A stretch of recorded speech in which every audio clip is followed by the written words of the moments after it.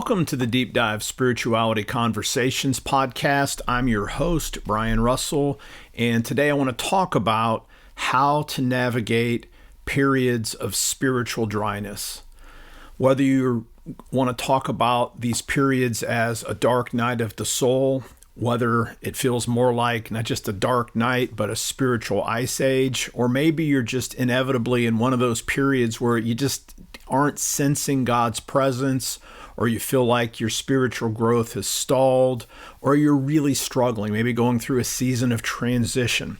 This episode is for you, and I'm going to give you some actionable takeaways that can help you ultimately thrive and flourish in the midst of a season of struggle.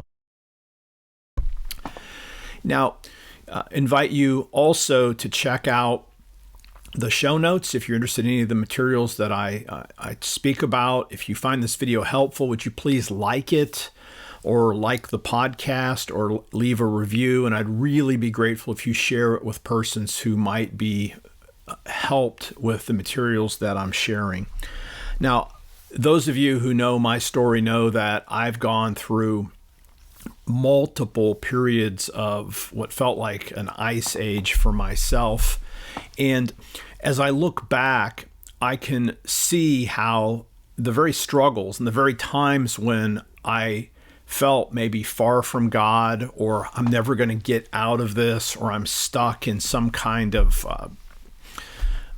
pit, if you will, or hanging on the edge and barely making it, that as I've looked back, I've realized that God was actually with me all along. And I don't say that to gaslight the feelings, because I understand what a struggle feels like. And in matter of fact, one of the truths that I've discovered and one of the commitments that I've made, and I make this as a seminary professor, I have the privilege of, I've taught well over 1,000 pastors now during my career at Asbury Seminary, is I believe 100% in skin of the game and authenticity. And I don't share things that feel out of integrity with myself. And so I field tested these things. These are trench tested. And I don't also offer Pollyannish advice that I just hope works. The things that I'm talking about are reflections that have come out of my own journaling experience, things that I've learned from my own mentors, some long ago, some more recent, coaches, the books I've read, and walking the path, if you will, because ultimately our spiritual life is a journey. You go back to the Gospels last week, and what I mean by last week would have been like the third week of October. The Gospel reading in year B was on blind Bartimaeus. And it's interesting, when Bartimaeus has his sight restored back to him, it says that he followed Jesus on the way, on the path. And that's one of the things about periods of spiritual dryness. You wonder if you're still on the path, because we'd all like it to be mapped out in front of us. Okay, so what can you do when you feel out of sorts? Well, I think the first thing to recognize is simply this. Notice that you actually feel out of sorts. So many of us can go through life and even our spiritual life on such an autopilot that we're not even aware that we may be off course. It's almost like we're hypnotized and walking through life, even a life that we think is with God, and we're literally in some kind of a trance. So the first thing that you want to notice is that you've actually noticed that something feels off. I call that having a spiritual check engine light. Now, the best thing that you can do is have systems in place. And people like to talk about standard operating procedures. I would suggest that having standard operating procedures for your life, they have spiritual operating procedures. And one of those things is just like on your car that has a check engine light, or mine has a a tire pressure gauge that alerts me really the second that my tire pressure drops below optimum. So many times that light's gone off and I think I have a flat tire, and literally I just need a couple of pounds of air in my tires. But my car is so sensitive that it lets me know way in advance of experiencing a flat. So the first thing you want to do is if once you've noticed, okay, wow, something's off track, ask yourself, do you actually have the equivalent of a spiritual check engine light, something that just goes off well in advance of feeling like you're stuck? For me, I found that having a consistent journaling practice can be a check engine light for me. Because in my journaling practice, I track my inner life, and when I literally go through multiple days and I barely have any journaling done, that signals to me that something's wrong, that I'm not being attentive, and I need to notice that. Maybe I'm busy, maybe I'm just not feeling it. And so I watch, am I doing my centering prayer consistently? Am I engaging in my reading practices, both of scripture and other books that feed my soul? Am I doing my journaling practice? And when the answer is no, that's a little spiritual check engine light that goes off for me. And I can make course corrections in advance to feel like I'm actually hitting a ditch. The second thing is I want you to notice when we actually are in a period of spiritual dryness. Now, you can even go through that with your devotional life intact, but you're just not feeling it for whatever reason. I want us to reframe just for a second. And I want to suggest that spiritual dryness, those periods, those dark nights of the soul, those are actually opportunities for growth. Again, because we're actually aware that we're having this period of struggle. So instead of thinking, oh my gosh, what happened? Where's God at?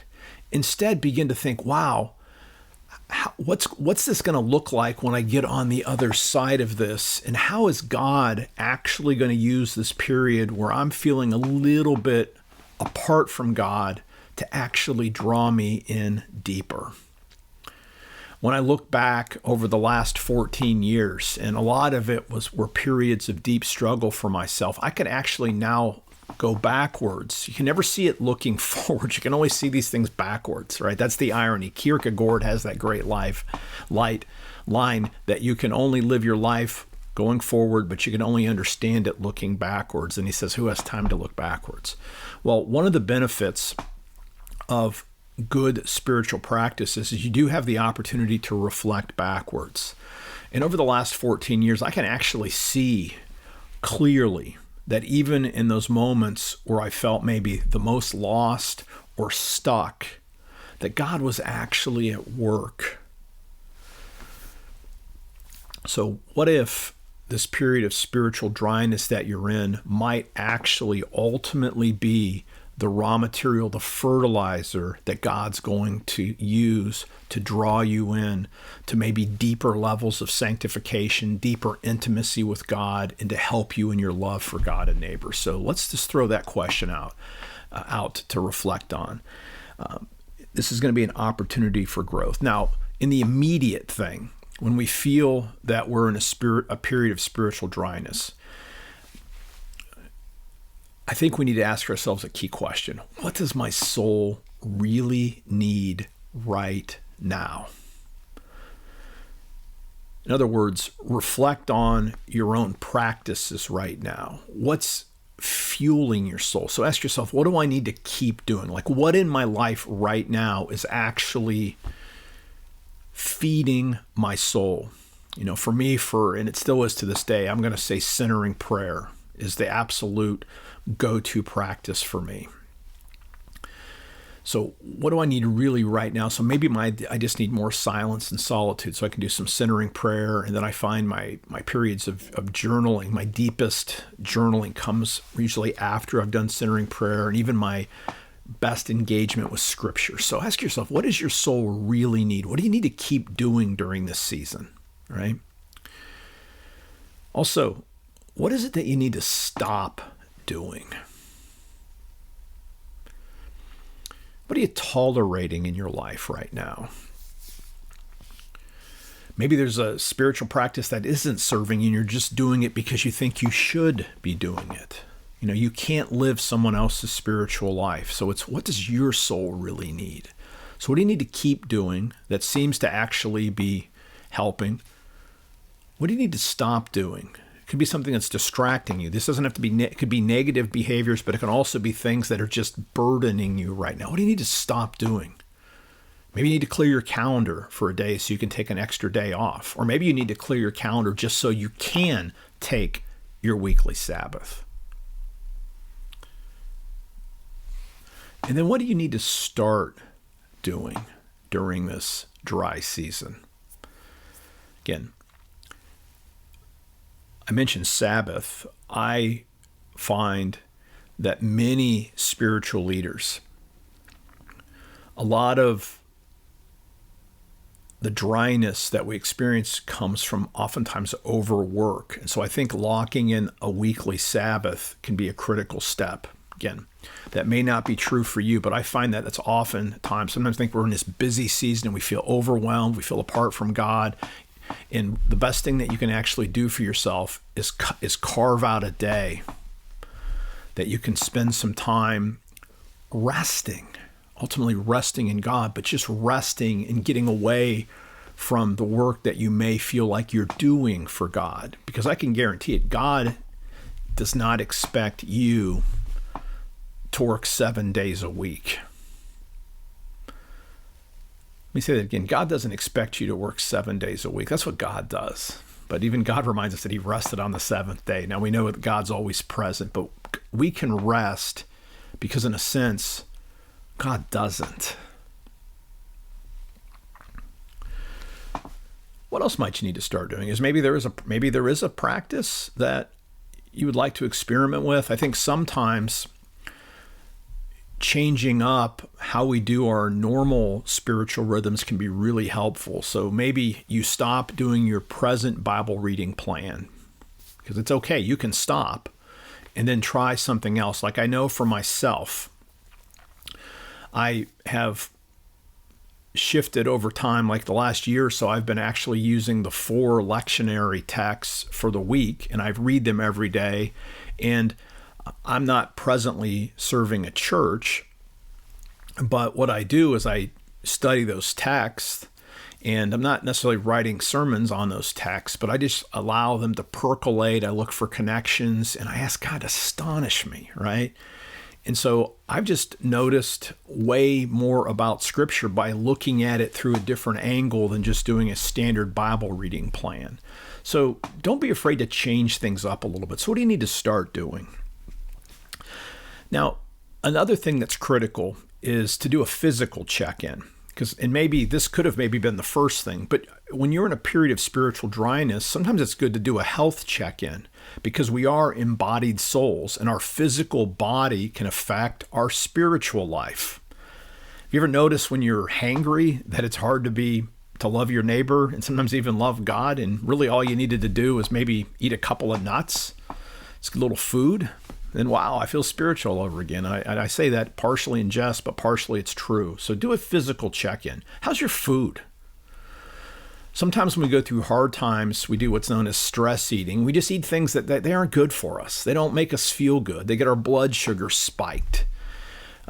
So do a check-in on your diet. Are you sleeping enough? And again, I am well aware that during stressful times, sometimes sleep departs from us. But just notice that, and what might you be able to do to improve your sleep habits? Again, I'm not a doctor, but you can easily Google improving your sleep habits and do some of those things. Like just for me, just one thing that I did that's really helped a lot recently over the last, 3 years now is I wear a sleep mask. I just realized I was sensitive to any kind of light, so I just wear a little mask when I sleep, and wow, it's changed. I actually probably get 15 to 30 extra minutes of sleep simply because I'm able to keep it dark. And that little bit of extra sleep, game changer. And then also, are you exercising a little bit? Again, it depends on your health conditions. I'm not saying everybody has to go to the gym or do anything, but most of us can do some stretching, do some walking. And again, if you want to do more than that, that's great. But I think it's really important to get fresh air and to get some exercise. You'd be amazed, again, if you can go outside and just look at the world and experience the world physically. So that's a check-in on the physical pieces. Diet, exercise, sleep, not overrated at all. And I've also found during periods of spiritual dryness that changing things up can be really helpful. Now, I mentioned this just a couple of minutes ago when I was talking about what do I need to start doing. But let me give you a specific example of a whole series of practices that you can attempt to start doing. And I call these decentering practices, because sometimes our period of spiritual dryness is just that we're in a rut, we're on autopilot. And if you want to integrate deeper experiences with God, now what I'm saying, these decentering practices can also work following mountain top experiences when you've actually had this high altitude encounter with God and you want to integrate that experience into your life so you can take it down into your normal life. But decentering practices also work when you just need to change things up and break out of ruts. And what do I mean by decentering practices? Well, there's a funny Seinfeld episode where George is just having a terrible time with his life and he's complaining. And Jerry says, "George, why don't you just do the opposite for a time?" And so George literally does everything the opposite of what he would typically do, and you should check that out on YouTube if you haven't seen that episode. But George goes from basically being unable to speak to and have good dates that he actually just does the opposite, and now he has great dates. He gets his dream job. It's really funny. And again, I'm not suggesting decentering practices as some kind of prosperity gospel hack, but there's something to changing up your routine. Like for me, what do I do to decenter myself? Well, sometimes I'll change up my Bible reading habits. I mentioned that earlier.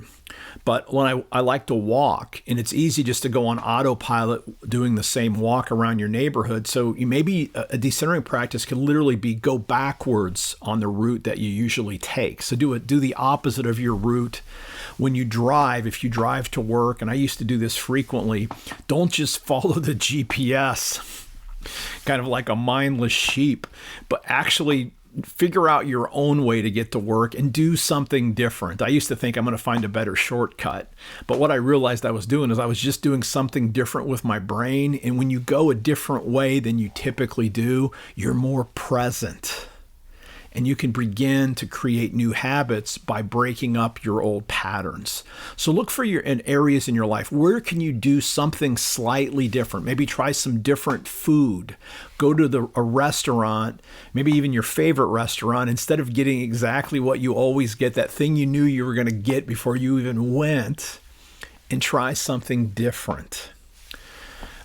Believe me, these kind of practices work because they put us, what you might say, if you want to make this theoretical, put you in like a liminal space. And when we're put ourselves in an intentional period of change, we're trying something different, it's interesting how our perception of the divine can shift because we're more open when we're doing intentional change. So I call those decentering practices. If you come up with any ideas, I'd love to hear from you about that.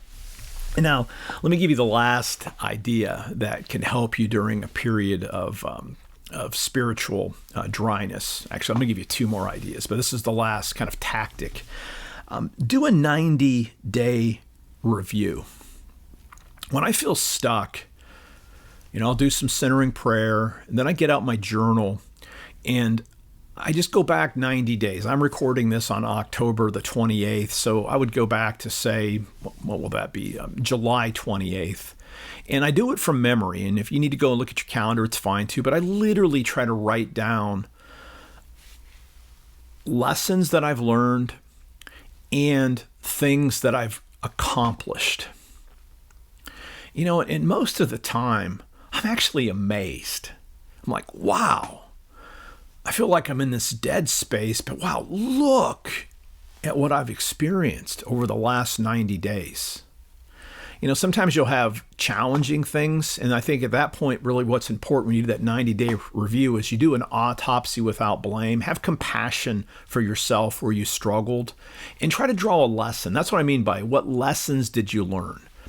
You can learn lessons from both the good things that happen, but also one of the things that can transform a challenge or an obstacle or a struggle, or even, let me just be blunt, even a sin,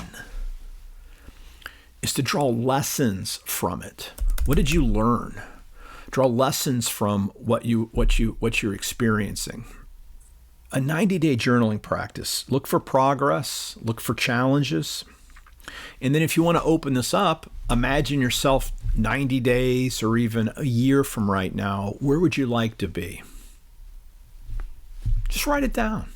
Imagine Jesus was saying to you, what is it that you want me to do for you? Go back and check the lectionary readings from this last couple of weeks of October. Go back and look at Mark 10, verses 35 to 52. James and John, Jesus asked them, what do you want me to do for you? And then Jesus asked Bartimaeus, that blind beggar, what do you want me to do for you? Now, to Bartimaeus, Jesus says, go. Your faith has saved you. The good news is Jesus can do amazing things for you if you ask. Then the last thing I would say is and this is important, don't allow yourself to be isolated. We talked about physical stuff, diet, sleep, exercise. I've given you some tools today. The journaling, decentering practices, spiritual check engine light, checking in with your rule of life, basically making some adjustments. But also, where are you at socially? We need each other. I'm from the Methodist tribe. And Methodism at its best included the regularly gathering together of persons who are committed to growth and love for God and neighbor, to spur each other on and to encourage each other. Who do you have to encourage you? Again, if I can be of service to you, reach out. You can reach me at brian@brianrussellphd.com. But create a community around yourself of persons that are on the same journey. I can guarantee you'll be glad you did. It doesn't mean you won't go through periods of dryness still, but you'll have like-minded persons around you to encourage you and support you on your journey, and that you can likewise encourage and support on their journey. I invite you to like this video, share this video, subscribe to the podcast if you're finding this material helpful. I'd love to hear from you. You can put things in the comments, or again, you can email me directly at brian@brianrussellphd.com. If you're interested in my resources, check out the resource page in the notes. Until next time, live by faith, be known by love, and be a voice of hope to others.